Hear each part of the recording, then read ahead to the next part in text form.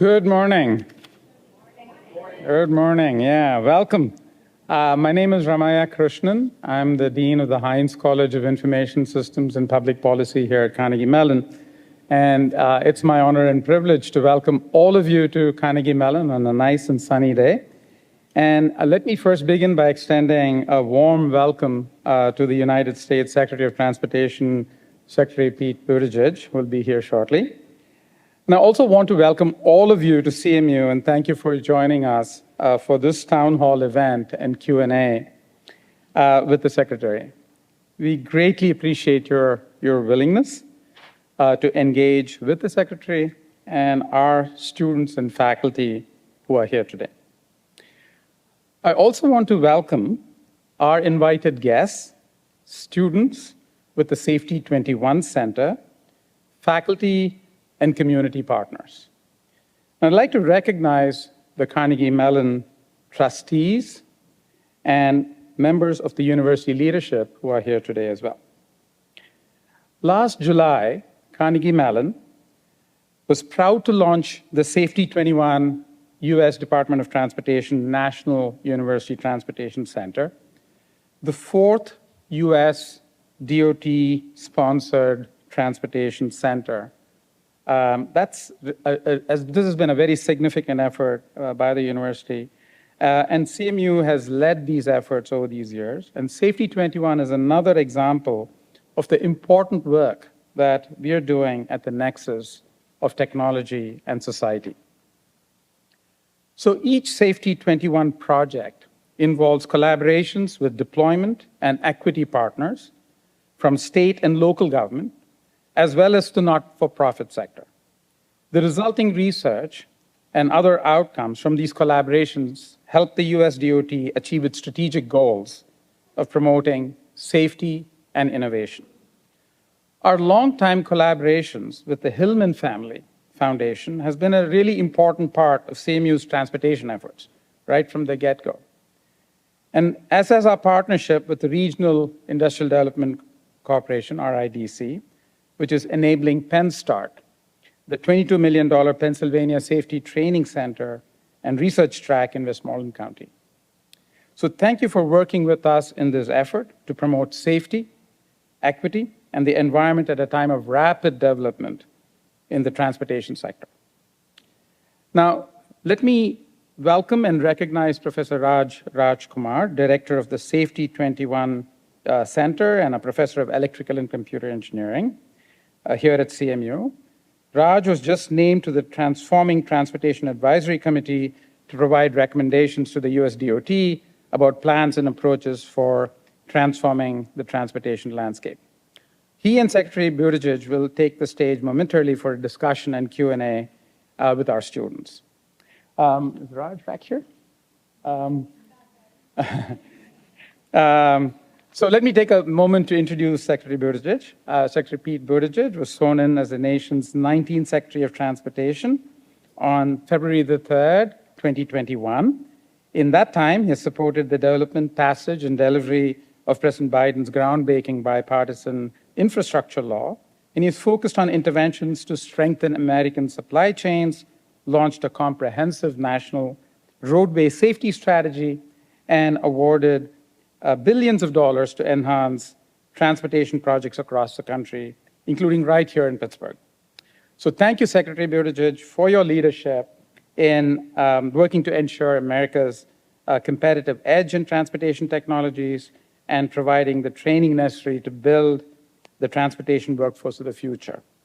In a time of incredible technological change and transformation, we need just this kind of leadership to benefit all of our communities. So please join me in welcoming Secretary Buttigieg and Professor Raj Kumar to the stage for our discussion.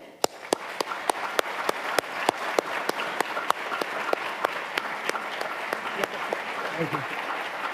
Thank you.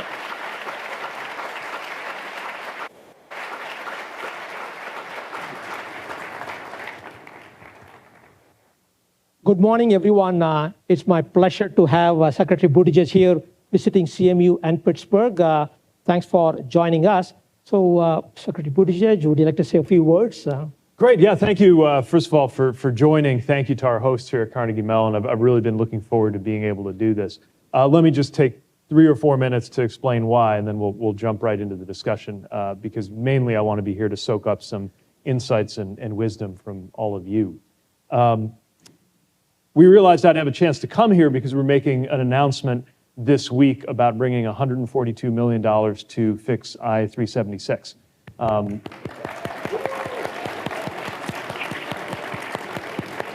Really excited. It's exactly the kind of thing we were working to so hard on President Biden's infrastructure package to make possible. I think I'm going to get a taste of the notorious bathtub later today, part of what we're going to be dealing with there. And when we saw that there was going to be a good reason to come to Pittsburgh, and we were looking at the calendar and figuring out what else I could do in town and still get home in time to pick up the kids, which it's my turn to do today at daycare, the first thing that came to mind was I really want to get over to Carnegie Mellon, and I'll tell you why.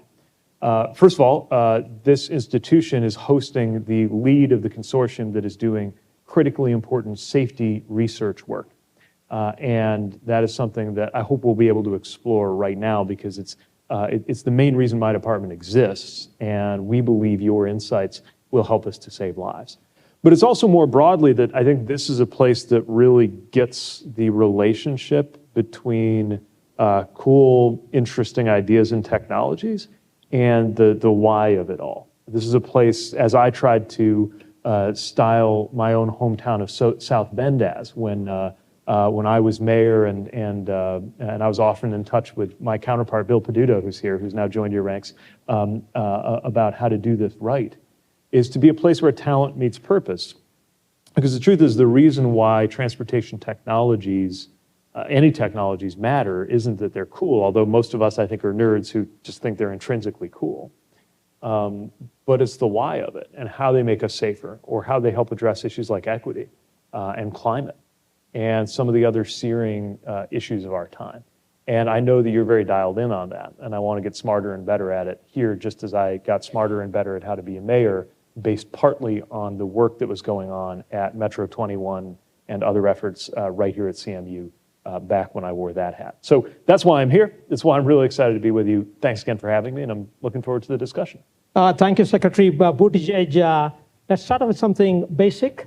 Tell us about the accomplishments of the department that you are the most proud of. Right? Oh, that's a great way to begin. Okay. What I'm proudest of, and I say this with the humility of knowing that we've got a lot of unfinished business and a lot of work to do, but what I'm proudest of is I think we can already say that each form of transportation is better than we found it. I could say that about aviation for all of the challenges that we face, including what's going on right now with FAA's work to ensure there's the right kind of quality coming out of Boeing. But we can already say that there have been major improvements in aviation. If you just think about when we got here, the big problem with airlines was, are they going to go out of business? And that was only 3 years ago. We got through that. And then a year and a half later, the economy had come back so quickly under President Biden that the big problem with our airlines was, how come they can't get people to where they're going on time with all the demand that's coming in? So we cracked down on airlines and really pushed them to improve their service. And they have. Last Thanksgiving, the Sunday after Thanksgiving, it was the busiest day for passengers getting on airplanes in American history. And the cancellation rate was less than a fraction of a percent. So we've gotten some major improvements there. Passengers have more rights. If you're getting on a plane anytime soon, go to flightrights.gov. You can see more about what you can expect and demand from your airline. And we're moving the ball there. I could say the same thing about railroads and railroad safety and railroad workers. 2 years ago, 0% of railroad workers could be certain that they had access to paid sick leave. Today, we're at 87% of union railroad workers, and we're hoping to get that to 100. I'm also mindful that we're just a few miles from where that Norfolk Southern East Palestine crash happened. It was almost a year ago. Since then, we have inspected thousands of miles of track. Just yesterday, we were able to finalize a rule on emergency breathing apparatus for crews on those trains. We've advanced a rule having to do with the minimum size of crews on trains. Now, again, there's unfinished business, especially in Congress, and I really hope that Congress is prepared to act before we get to the 1-year mark and finally pass this Railway Safety Act, a bipartisan legislation, by the way, one of whose sponsors is Representative DeLuzio from right here in this area. But we're not waiting on Congress to do what we can do. So that's something else that's better than we found it. Roadway safety, I say this advisedly and with humility, because there's such a long way to go. But one of the biggest things we set out to do is reduce the rise in roadway deaths. And we believe, reverse the rise and set ourselves on a path towards zero. We are seeing indications on the strength of the last few quarters worth of data that horrifying peak of about 40,000 deaths a year, that we're coming off of that. A lot of work to do to accelerate that, but I'm very encouraged that that has shifted. And then, of course, the thing that gets the most headlines is the bipartisan infrastructure law. And we're so used to it being the law of the land that it's so much so that even people who voted against it seem very quick to come celebrate projects that it's funding. Easy to forget that it was very hard to get that done, that it took a lot of pushing. It was declared dead over and over and over again in 2021 until we finally got to the day when President Biden signed it.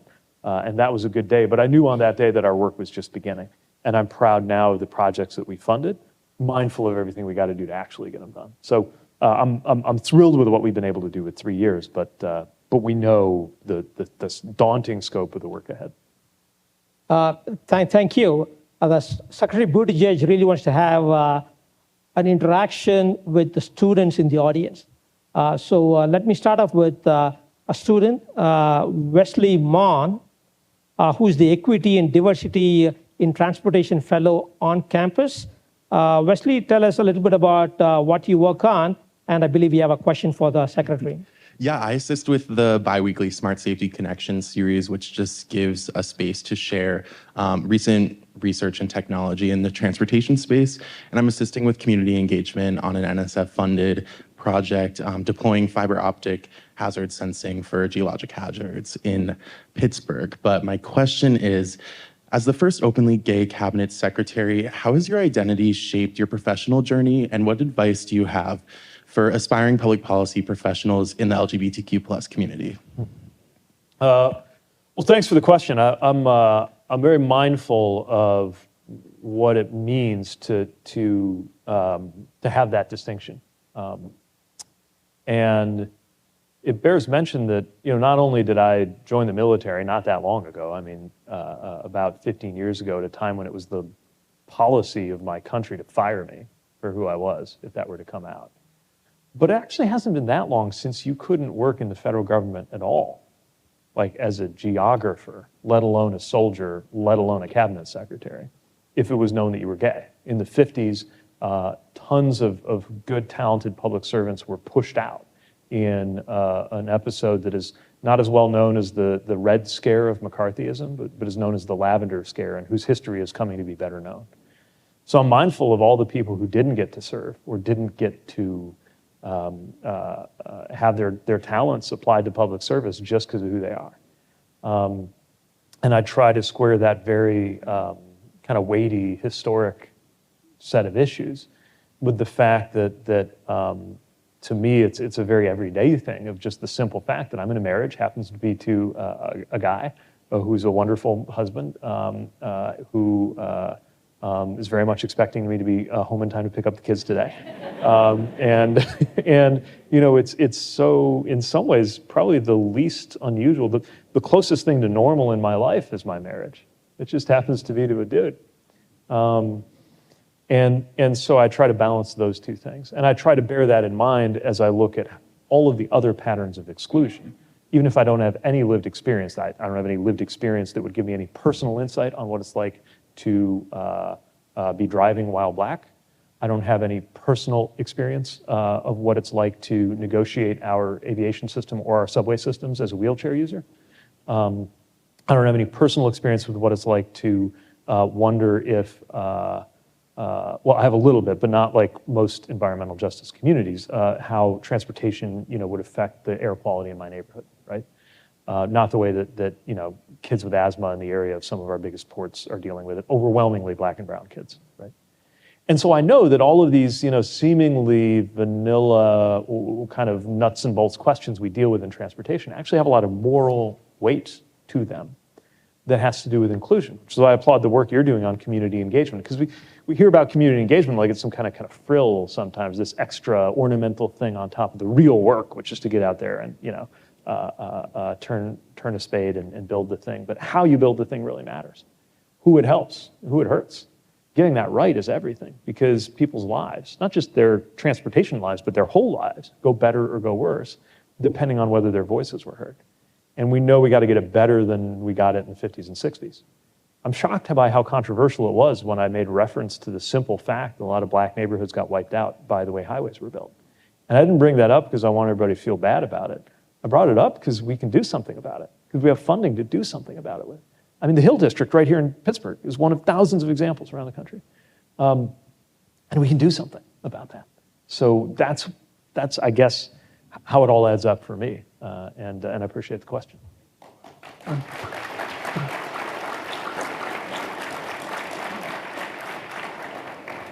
Thank you, Wesley. Let's go to this side of the room. Students take precedence. You can raise your hand if you have a question. Yeah, let's take the microphone there.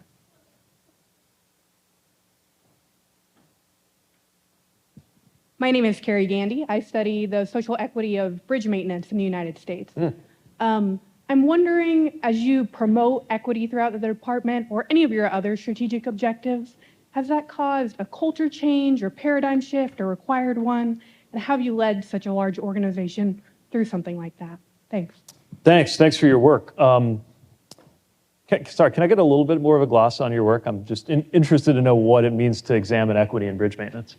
Looking at the communities next to bridges and comparing that with their condition, we actually found that bridges in majority Black or African American communities and disadvantaged communities, the disadvantaged community indicator that's used for Justice 40 initiative, those were more associated with being in poor condition throughout the country. There you go. Okay. So, yeah, I think it has required a cultural push, mainly in order to make sure that these things are regarded as just basic to the importance of the work that we do. And it's why I know the term equity has become very politically and socially loaded. To me, it's a synonym for fairness. And it has always been a legal requirement, though not always one we lived up to, that there be fairness in the work that we do. It's why we take Title VI, for example, very seriously, civil rights law as it applies to our department. And I have legal responsibility to make sure that Title VI is enforced. And so part of what I'm trying to do is make sure that this is not just the project of a secretary or a presidential administration, but that it's actually just part of how the department does business. Because I think success looks like this not being some special initiative, but just something that, of course, you would take into account the fairness of how these dollars are being distributed. Of course, you would want to make sure that there's no systematic reason why, if you're statistically likely to be an overburdened and underserved community based on racial makeup or economic history or anything else, that would compound and make you even worse off. We should do something about that. And so taking those things into account is part of what fairness looks like. And that's true whether it's in terms of what gets built and where. So are we building things in a way that benefits the places that could stand to benefit from them the most? Is transit going to transit deserts? Are bridges being improved in poor neighborhoods just as much as they are in and around wealthy neighborhoods? Those kinds of questions. By the way, also, this isn't just a racial matter. It's also the rural-urban divide, right? Which is another equity area that doesn't code the same way politically, but we take it seriously in the same way as a department. But then the other thing is all the opportunity we're creating. We are in the middle of moving $1 trillion through the American economy. That's a lot of work. Those are a lot of jobs. And if you pay attention to making it easier for the people who didn't get a shot at that before to get that, and I'll give you another example right from Pittsburgh, which is the airport. There was somebody paid enough attention to the importance of childcare as a barrier to being able to work on these jobs. They set up childcare at the construction site of that new terminal, which means working parents, including a lot of working women who are poised to be excellent workers, but haven't had the chance to do it because of the childcare. They had solved that for them, brought them into the workforce, which is also important for helping the project get done on time. So win-win-win. But partly possible because attention has been paid to that. I know the governor put out an executive order here in Pennsylvania that requires attention to things like that. And it turns out that's a legal and eligible use of our dollars often, is to solve some of those workforce issues. So I guess that's what it means for us to have that become part of the practice of what we do, and not just some special initiative that's stapled to this or that special month in our department's calendar. Thanks. Thank you.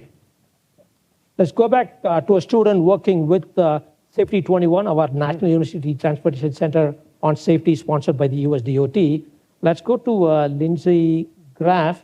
So Lindsay is a PhD student in civil engineering at Carnegie Mellon. Lindsay, say a few words about what you do and pose your question, please. Sure. Hi, my name is Lindsay Graff. My research focuses on the design and coordination of urban multimodal networks.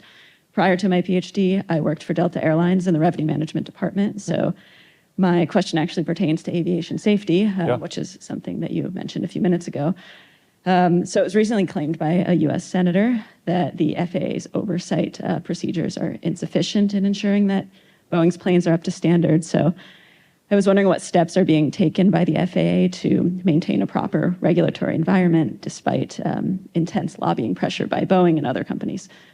Yeah, the FAA comes under a lot of pressure, and I think our administrator is doing a great job there of making sure that the only thing that drives decisions is safety. But this is an enormous undertaking, and it's got a lot of history, as you know. I do think it's important to start by reflecting on the safety record that's been built. It is an astonishing thing that the safest way to travel, the safest way to get around by far, is one that involves being propelled through the sky by flammable liquids at nearly the speed of sound, thousands of feet above the ground, right? Like, that's kind of a wild thing. Like, the safety, the statistical safety, like, technically, you are safer if you are watching this event be live streamed from a seat on board a commercial airliner than you are sitting in this room. But just as importantly, you can't take that for granted. Safety is not some kind of destination. We've had a number of incidents, the Alaska plug door is just one of them, that demonstrate you can't just say, okay, we figured out how to make planes safe, now they're safe, but rather that you have to continually evolve. And that's not just true in terms of technology, it's true in terms of regulation. There is a spectrum in terms of how the US manages the safety of the different things we regulate. From cars, where we tend not to be on the shop floor, but we publish standards through NHTSA, and if a vehicle doesn't conform to those standards or if there's a problem or defect, there's a recall. All the way over to the other extreme is probably USDA and the way that we do meat and poultry inspection, where there's literally federal employees on those factory floors. The system that we have, that Congress has created, is somewhere between those two ends of the spectrum, and went through a lot of reform in terms of the regulation of the design after what happened with the 737 MAX crashes of the last decade. But design is part of the picture. Another is assuring that the plane was manufactured in a way that conforms to that design. And that's part of the scope of what Administrator Whitaker has said needs to be fully reviewed. And that's what's going on right now. What does it take to make sure that the manufacturer, which is responsible for conforming to our design standards, actually does? And without prejudging some of what that process is going to determine, I think what's clear, as the administrator said, is it can't be back to business as usual at Boeing. And that has to include attention to every part of the process. It does have to also mean some tough measures. And I think it's without precedent for the FAA to do what it did this week and say, we're capping how many planes you can make. Not going to have you make more than this number until we are completely satisfied that you could grow that number safely. So that's one example of steps that are already underway. But there will be many more to come in the weeks and months ahead. And obviously it's a top focus for not just for the FAA, but for our entire department. Thank you, Lindsay. Let's go to this side of the room. Students, any questions? You can raise your hands. I guess in terms of logistics, let's go with the student right by the side of the aisle here. Yeah. Hi, my name is Eric. I'm a second-year MBA student here at the Tepper School of Business at Carnegie. Quick question I had was, I know that you've done a lot with passenger advocacy and rights through the dashboard. The EU and the UK has 261, which really gets a lot of those advocacies, in legislation. Kind of curious what your thoughts are on whether the U.S. is moving towards that, and what kind of regulatory or lobbying hurdles you think that we'll need to address to get to the point where we have kind of enacted legislation on passenger rights and advocacy. And are you speaking specifically about the European provision on passenger compensation, or are you thinking more about the regulatory framework? It would be both. Yeah. I'm thinking more on the kind of the compensation side of things, and how we could really push more legislation to ensure advocacy that's fair across all individuals. Yeah. As someone who's done a lot of travel before coming to my MBA, I realized that the people who actually are the least aware of some of those rights are the people who are traveling in groups or the elderly. And right now, the access I don't think is as equitable. Yeah. And so I'm kind of curious, in the bridge between EU 261 and then the technology that universities like CMU could kind of bring together, how we could move forward with that as well. Yeah, so I think we need to look at two things. First, what are those passenger rights? And then secondly, are passengers able to access their rights? For example, I won't ask for a show of hands, but how many of you knew that if your flight gets canceled, even because of the weather, you have a right to a full refund? Full refund, cash refund. Now, the airline doesn't necessarily say, sorry, your flight got canceled, here's your refund, right? You got to go through steps, and they're like, oh, have some miles, and you got to know not to take the miles. You should take the money if you'd rather have the money, right? So part of the question, I'm glad you mentioned technology, is how to kind of automate that. But it's not automated because the airlines haven't gotten around to it, right? This is a regulatory question. And so part of it is how do we make sure that there is more upfront information so that you don't have to go through hoops in order to get the refund you're entitled to. Another thing we're contemplating right now, and that, by the way, people are empowered and invited to write in on through our notice and comment process of rulemaking, is the idea of there being compensation when you get delayed. In other words, not just, we already made major progress in the last couple of years that the airlines now have to, if you get stuck, and was anybody caught up in the Southwest thing, for example? Yeah, okay, good handful. Did you get your money back? Okay. Okay. But also, you get your ground transportation, your meals, your hotels, those kinds of things, right? But I'm talking about something different. As you know, in Europe, if it's a really long delay, you get 200 euro, 300 euro, 400 euro, depending on how long the delay was. So we're right now going through the process of a rule that could introduce that here. Southwest actually now does this. If you got delayed or canceled and it was their fault, starting in April, you will get $75 in credit on top of having your expenses covered. Now, they're doing that as punishment because our department made that part of the enforcement action. But it will be interesting to see if other airlines decide to do it to compete with them. Because now that they're doing it, even though it's as punishment, they can take credit or try to compete on that, say it's part of their offering. And I wouldn't be surprised if it actually becomes the norm. So we're pushing on, my point is we're pushing on both of those things. How do we make sure you can access your benefits?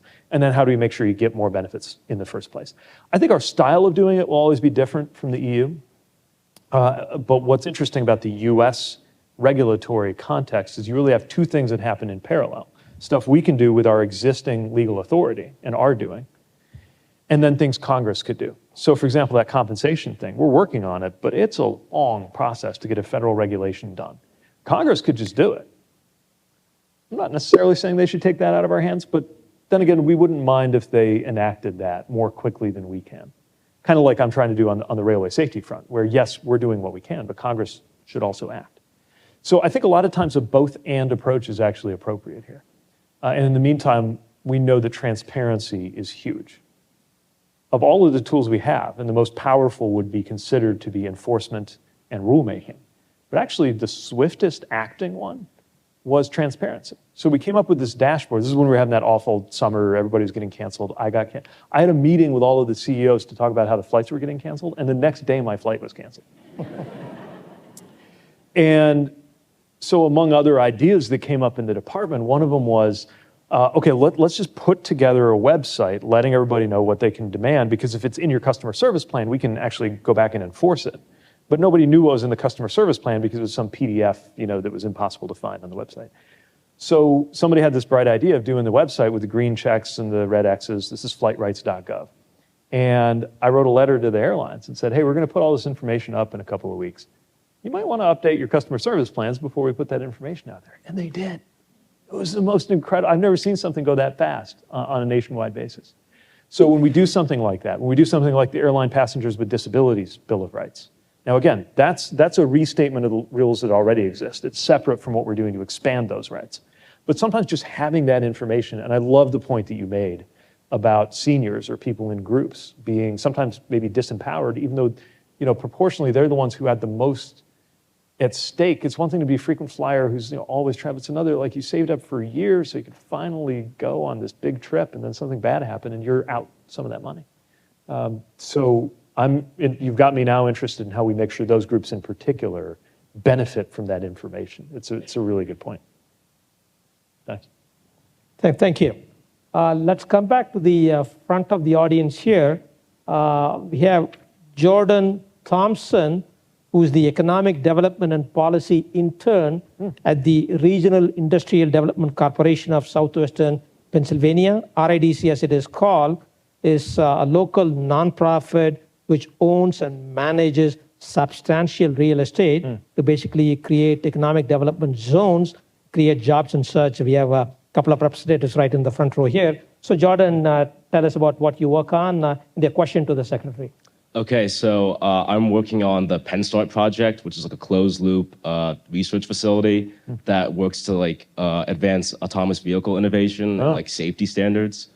And a lot of my role is just brand research and stakeholder engagement. And my question is, what emerging transportation technologies does the DOT believe have the greatest potential for widespread deployment to improve mobility for communities? Well, first of all, I look forward to seeing the results of the work that you're doing. It's a fascinating, fast-moving space. And look, two things are true. One, the deployment of some of these automated systems has not come as quickly as we thought. I mean, again, when I was mayor, well, it was about 7 years ago, we set up a committee at the Conference of Mayors to deal with automation. And everybody was telling us in about 7 years, these things would be widely used. And 7 years later, it feels like it's still 7 years away, right? On the other hand, we know that sooner or later this is coming, that it will be profoundly transformative, and that a lot depends on how it's done for passengers and for workers. I would add to that the most important question in all of this is going to be safety. So when you say kind of which things are most interesting or compelling, or do we think are going to make a difference, anything that enhances the safety of our roadways has our kind of top tier of attention. Think about it this way. We were talking about aviation safety recently, right? A near miss leads to national news and a lot of work on our department. Meanwhile, the number of people who will get killed today on our roadways is about the same as the number of people who can fit on a 737. And the same thing happened yesterday, and the same thing is going to happen tomorrow. Which means even a 1% reduction in the number of roadway fatalities in this country, that's about 400 people. It's 2 or 3 airplanes worth of people. And the question is, how can these technologies help? How many of you have had the experience of driving with level 2 ADAS? In other words, the cruise control that spaces itself from the car in front of you and nudges you back in the lane. Okay, so this is widespread. Folks here are using it. I won't ask how many of you use it exactly as you're supposed to use it. Hopefully everybody here knows that anything you can buy today, you have to have your eyes on the road and your hands on the wheel. I won't ask you whether you always do, but you should. I don't care what they call it. There's some interesting branding out there. Eyes on the road, hands on the wheel. Yeah. So now there's a whole wave of technology to save you from the technology. Right? When I went to the auto show, they were showing me all the things that the car does. How many of you have had your car tell you you're not paying enough attention? There's no shame in it, right? Yeah, me too. The little coffee cup comes up, right? It's like, hey, hands on the wheel. That's good. I'm glad the car's telling you that because I'm not in there to whisper it into your ear, right?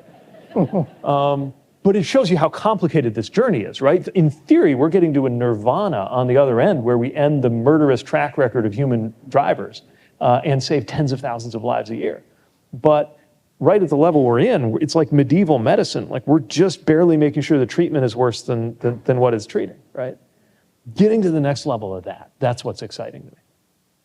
And the first areas where it'll be most widespread are a little unclear. Some think that automated driving will be particularly important on our highways because they're kind of fixed route, they're relatively predictable. A lot depends on trucking. We don't have enough truck drivers. By the way, there's still very important work for drivers to do, but they're there as safety drivers. They're getting the paperwork ready, keeping an eye on the machine instead of having to worry about when they're going to clock out for fatigue and pull over. Others would point to scenarios we don't think about much, like you ever think about what happens when you drop off a rental car before it's back out on the lot? There's a whole sequence of things that go on to clean it, fill it up, and rearrange it. All of which happens at low speed in a closed environment, and could probably be done much more efficiently. And it could be a test case where we learn a lot.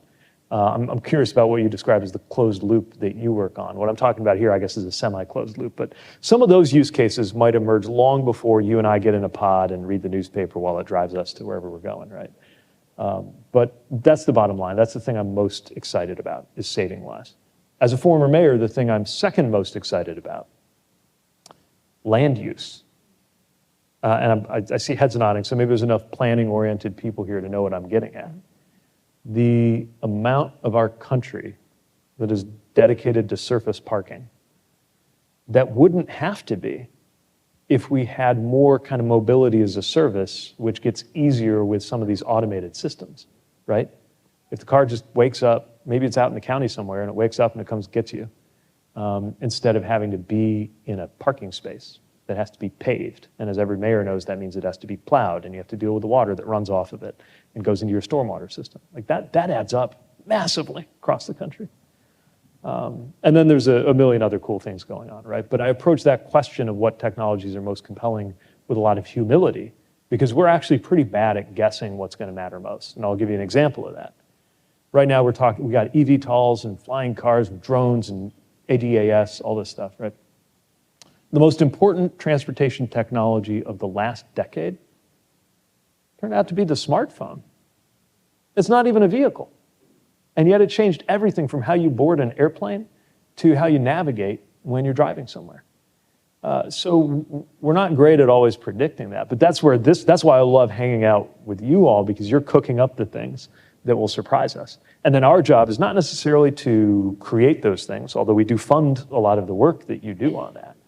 But our job really is to foster the environment where it does develop safely, where it does develop equitably, where the benefits of that, whether it's reducing greenhouse gas emissions or whether it's saving lives or both, actually come through relatively quickly for the American people. Could you say a few words about connectivity? There was this battle between the US DOT and the FCC. What do you say about the safety implications of V2X, vehicular communications? See, this is why I need to be. There's not a lot of places I go where I get the spectrum question. But as you know, it's one of the most important things we were confronted with. And a little bit of history for those who didn't follow the ins and outs of this.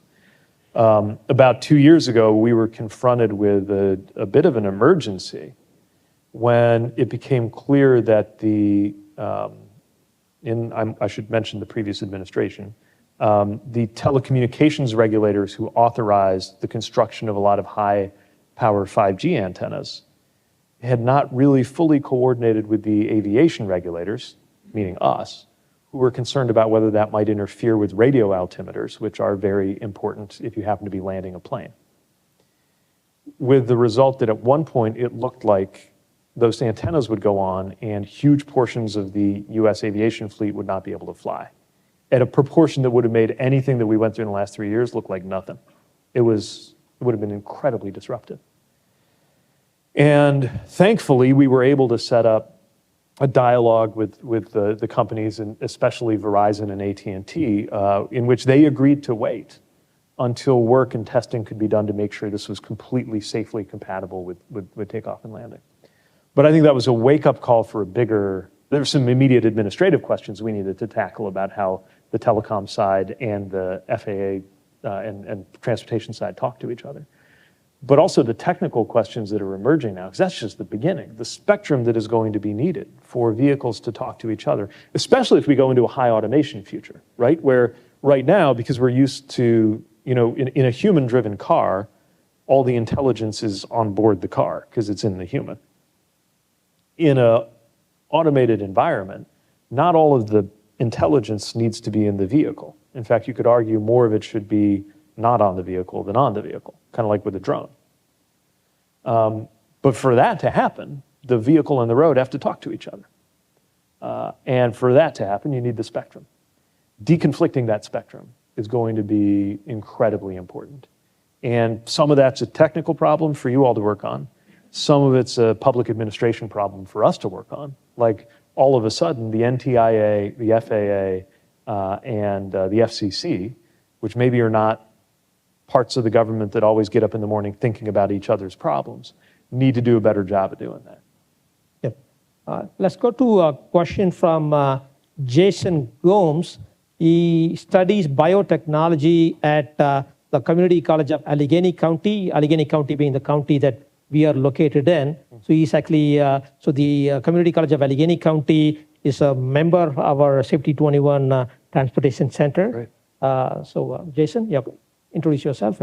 Hi, my name is Jason Gomes. My group is studying the effect of microgravity on cancer cells, and we recently received them back from the ISS.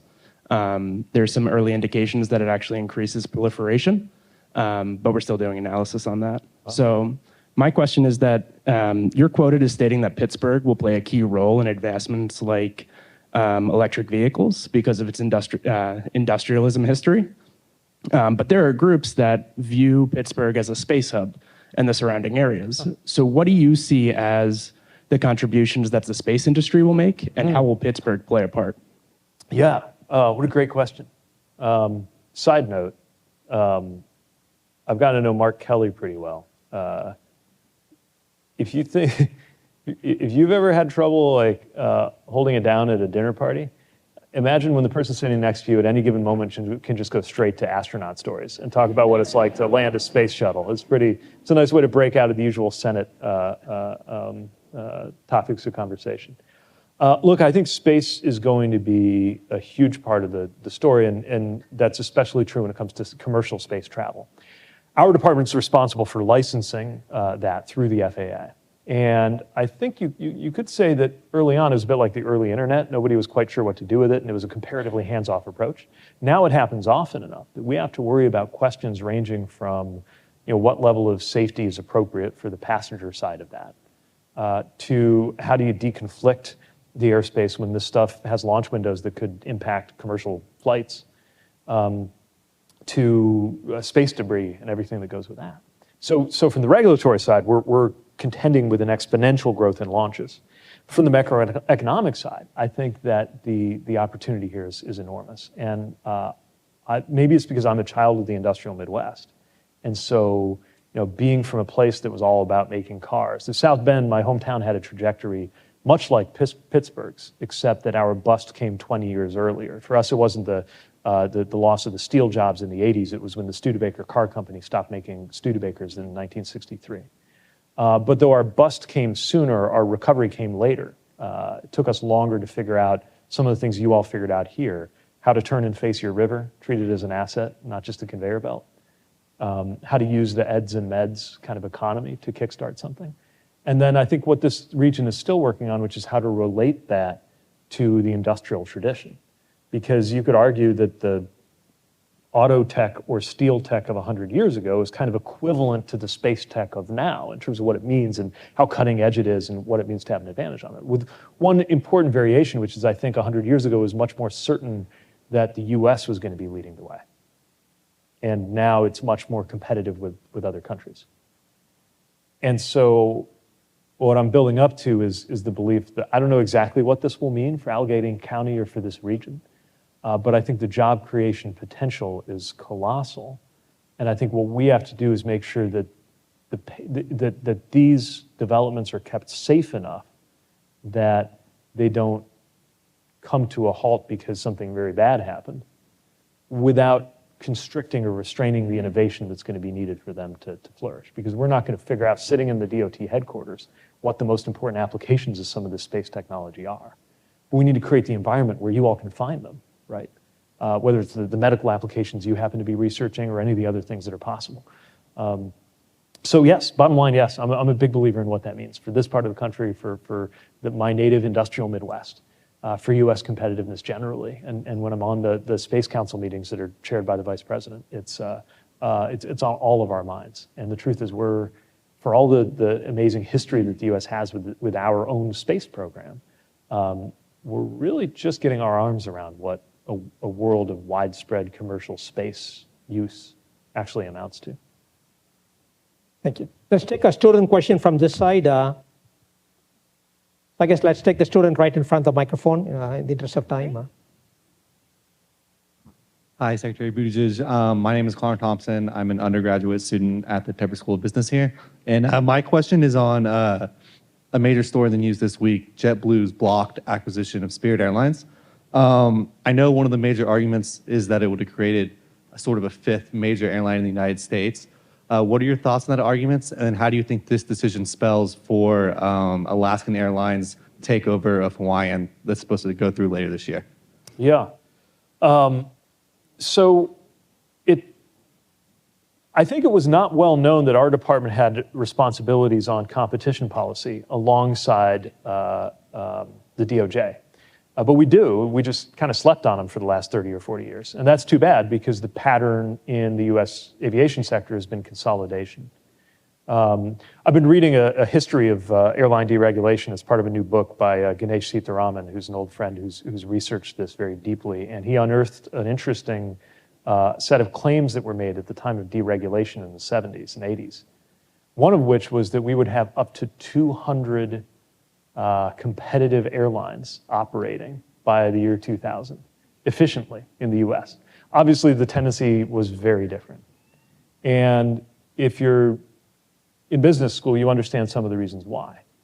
Some of the very things that make this totally different than the market for peanut butter. The importance of scale, the importance of network effects, the rise of loyalty programs, which are a barrier to entry, in effect, or a way to create switching costs. And a number of other measures meant that this is not a normal textbook competitive market. And so the consolidation accelerated, and we're concerned about what that means. Does that mean you just keep consolidating until it's just Coke and Pepsi? Or maybe just Lufthansa? Like maybe you're down to one national? Is that where we're headed? I don't think that would be good for consumers. I'm already worried that the consolidation that's happened has not been good for consumers. A lot of research on the difference between having one or two competitive airlines and 3 or 4 on a given route and what that means. And so, you know, the horse is out of the barn on deregulation, but that doesn't mean we just keep doing things the way we've always done them the last 30 or 40 years. And our decision to intervene in that case, to get involved and to publicly back the DOJ, was an expression of the importance of making sure that any proposed merger goes through a very rigorous test. Now, they're not stupid, right? Strategically, they knew that if we're really worried about competition, and that's why we're skeptical of a merger, the best argument they could make was to say, well, it's really going to be more competition, because even though we're taking 2 airlines and turning them into 1 airline, it's going to be another bigger airline against the other 4. And that's part of what was adjudicated, and the court made a decision that was not convincing. So there are some nuances to this. And for that reason, I won't weigh in on the Alaska-Hawaii piece, just because that's up for active review right now. But what I will say is that I think that showed that, especially when being subjected to the kind of rigorous analysis that the court did, this was a problem in terms of the effect it was going to have on passengers and consumers. And we have to continue, I believe our department has to continue to develop some unused muscles of legal authority to be there for passengers, because if you ask most passengers how they feel about their experiences as airline passengers, but people aren't happy. And you can blame the companies, but the companies are going to do whatever regulators let them, right? The companies are going to do whatever they can within the realm of the law. And if that means more profits with a terrible passenger experience, they almost have a fiduciary obligation to try to do it if we let them. If it meant less profits with a better passenger experience, they would have the opposite pressure, not to do that. If they can make their money entirely off of credit cards, which if you've ever noticed how they make your flight attendant go through that entire monologue now when you're on the plane about the 50,000 points you're going to get, like they're already drifting in that direction. We clearly have some problems in the trajectory that industry has taken.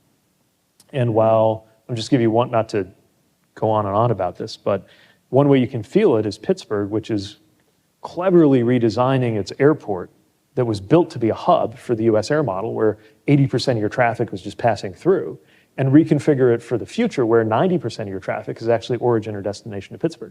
Which meant rebuilding the whole thing, because when US Air got agglomerated into a bigger airline, that was part of a broader story in which Pittsburgh ceased to be a hub. This really affects communities and jobs as well as passengers. And that's why we're seeking to be a more aggressive watchdog on that issue. Thank you. We have time for one last question, and that goes to Shubham Goel, who is the research assistant with Safety21. I understand you have a question about a topic that is really on the Secretary's mind. Hi, good morning. Thank you for this opportunity. I'm Shubham Goel. I serve as the president of Transportation Club at Carnegie Mellon and also the research assistant with Safety21. I'm finally a grad student with the Heinz. I study public policy and data science. And before coming to US and Carnegie Mellon, I was working as a political consultant in India, wherein I designed a couple of state government programs with the state of West Bengal there. So my question for you is, like, how Department of Transportation is integrating AI technologies to enhance transportation system in the United States? Yeah. And what opportunities exist for academic clubs like us and students to kind of collaborate and contribute to this AI-driven initiative? Great question. AI is, as you know, it's not just a hot topic nationally, but it's a major subject of consideration in our administration. President Biden's put out an executive order tasking all of us, including me, to work on this and to align our departments to do something about it. Here's how I'm thinking about it. I think the base and broadest level where it's going to matter is actually kind of unsexy, except if you're into the sort of thing, you see how interesting it could be, which is just how does AI change how quickly we can do the review of a grant agreement so that when we agreed to fund I-376, the money can actually move 9 months quicker than it would have because we automated some of the paper pushing, right? Or, getting emails written more efficiently, or legal briefs, or coding our own systems from the FAA if it can be done safely to an HR system. I know that doesn't sound as exciting as some of the other AI stuff, unless you're really into this, which I can tell folks here are. But I think it's important strategically, because what it means is we have to start thinking of AI, even in these early days, as a competency, not just a specialty. In other words, we don't have like a whole side of the house at the US Department of Transportation that deals with the internet, right? I don't have an assistant secretary for the internet. All of us have to use the internet in different ways, right? A legislative affairs staffer uses the internet to research what the members of Congress are doing, and I use the internet to read the news clips, and there's a whole different set of applications if you're doing drone integration in the national airspace. It's just a thing you need to know how to do your job. And I think not just in our lifetimes, but in our very short kind of next few years, that's becoming a bigger and bigger thing. But there are also some things that are more AI specific, and a great example that I'm intrigued by that has some of the research of this institution in its DNA is applying AI to what it means to have complete streets. The concept of making our streets and roads and streetscapes more friendly and safe for everybody from pedestrians to small businesses to what used to be the only thing that mattered on streets, which is vehicles. And I think there could be some very interesting AI potential there. I think AI is especially helpful for dealing with problems at a scale that are just beyond what we can do, not just a matter of brain power, but as a matter of numbers with humans. I'll give you one example. Our extraordinary aviation system, the reason we have 16 million flights get to where they need to go safely is that a human being controls every one of those. And human pattern recognition over the airspace is part of why it's so hard and so important to become a qualified air traffic controller. the number of drones that are entering the airspace are so many that it is there aren't enough human beings in the world to train to handle those the same way we handle airliners. So AI's got to be some part of that picture. And then there's the really cosmic stuff. In fact, I can't resist doing some polls here just because you all think about it. Like, how many of you would you describe yourselves as more optimistic, on the scale of optimistic versus anxious / frightened / terrified? Like, who's on team hopeful? Who's on like team optimism? Think like 20 years from now, we'll be better off than we are today because of AI. All right, that was about half. What about the other end? Who would kind of align mostly on the other end? Oh, interesting. All right, so the optimists actually have it here. That's interesting. Okay, good. Good. You all know a lot about this stuff, so I hope you're right. There's some really cosmic questions, right, about, and you've seen the timescales that some of these work. Like the way it's been explained to me as a layperson is that, if you believe this is about speed within certain levels of processing or quote unquote intelligence, then that's one thing. If, on the other hand, you believe that the progression is in what we might call the intelligence itself, it's actually analogous to human intelligence. And if it's actually true, and I know this is a suspect thing, but if it's actually true that there's a scale of intelligence from like an ant to the least intelligent human being to the most intelligent human being and so on, right? And if you believe that's fitted to the exponential growth that's theoretically possible with machine learning, then you could have a machine that at breakfast time is as intelligent as a chicken, and by dinner time has figured out the meaning of life, and can tell us all what to do, right? And might not bother to tell us what to do, but what if, I don't know, it's spooky, right? So I indulge in a little bit of that concern at the cosmic level, but I know that on a day-to-day level, the question of AI isn't about AI to me. It's about the things AI could help with. It's about safety, most of all, and I'll just keep coming back to it. We are living through a crisis that we haven't learned to think of as a crisis. It's about equity, if we get it right, and there's all kinds of ways AI can get it wrong and make it worse, but there's also ways that AI can make it better. Definitely climate, right? Because the climate challenge is a political challenge and it's a moral challenge, but it's very much a technical challenge. Or, to put it another way, the moral and political questions that we have proved morally and politically incapable of settling in a way that will keep warming below 1.5 degrees, for example, get a lot easier if you can solve certain technical questions that maybe we are up to solving with the help of AI. And also jobs, which I know are a concern here, and rightly so, but many at this institution have done really interesting work engaging labor unions and engaging workers on this. Whole new categories of jobs could open up. Famously, the ATM was thought to mean the end of employment in retail banking when it was invented. And instead, something else happened. It's true that fewer tellers were needed to get a cash out of a drawer and hand it to you. But it just meant that their jobs became more advanced. It was things that you really needed to have a customer stop in and talk to you about. Could that be the future? It should be, but that won't just happen. Those are the kinds of things we think about and worry about when we think about and worry about AI. And I can't wait to see what you all develop in places like this to help us meet those challenges, recognizing this tool, like any tool, is a means to an end. And the end is a life where we're all better off and safer and cleaner. It's greener and cleaner and fairer because we thought up all these great technologies and ideas. That was very thoughtful, Secretary Buttigieg. We are out of time, but I cannot resist asking the next question, the final question. What excites you the most about the future? I mean, this is a reductive thing to say, but what excites me most about the future is the idea that it can be better than the past or the present. And I know that it means something to say that, especially now. Like, we've got to talk about all the fun stuff and comparatively nonpartisan stuff and, stuff I get to work on. Like, we all know we could be having any number of other topics of discussion where a few hundred people could get together and be really frightened or really divided, or really troubled by what's going on in the world right now. That's not lost on me. It's been from the fact that we're a society recovering from a pandemic that killed 1 million of us, to the spectacle of the former leader of this country on criminal trial, which has an effect on you no matter what your politics are. to any of the other things we're grappling with as a country. Like, there's some rough stuff going on right now.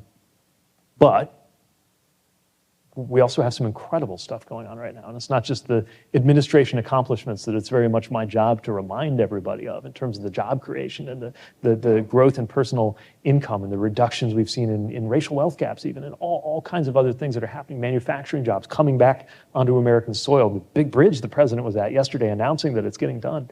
But more broadly, the idea that if we can navigate this moment right, which is not a small thing to say that we might do, but if we do, when we do, and I think we will, it's going to be better. We're a generation, any generation alive now is a generation that has been forced to confront the fact that it's not automatic, which it used to be considered automatic, like the future is going to be better than the past. Of course it is, just economically. You were born when my parents were born, you had a 90% chance of finishing off economically better than you started.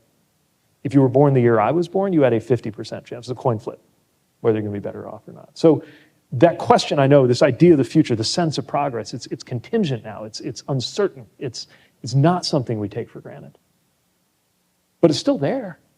It's still what could be.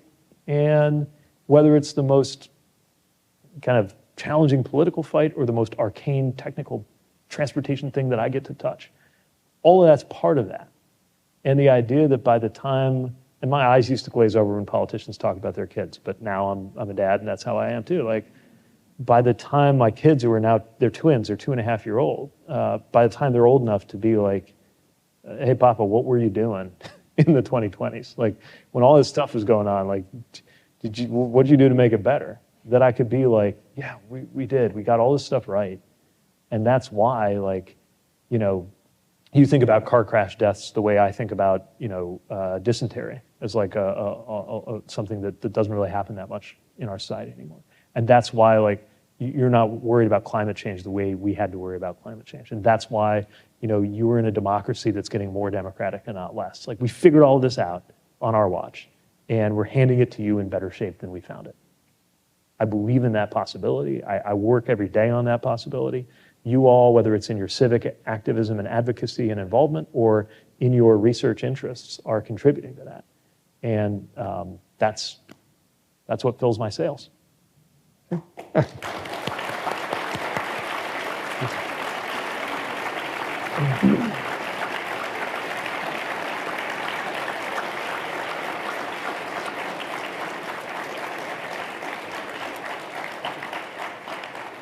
So thank you, Secretary Buttigieg, for your very insightful, constructive, thoughtful remarks here.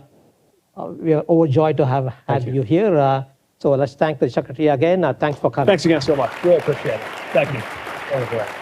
Thanks very much. That was really good. Thank you. Thanks, man.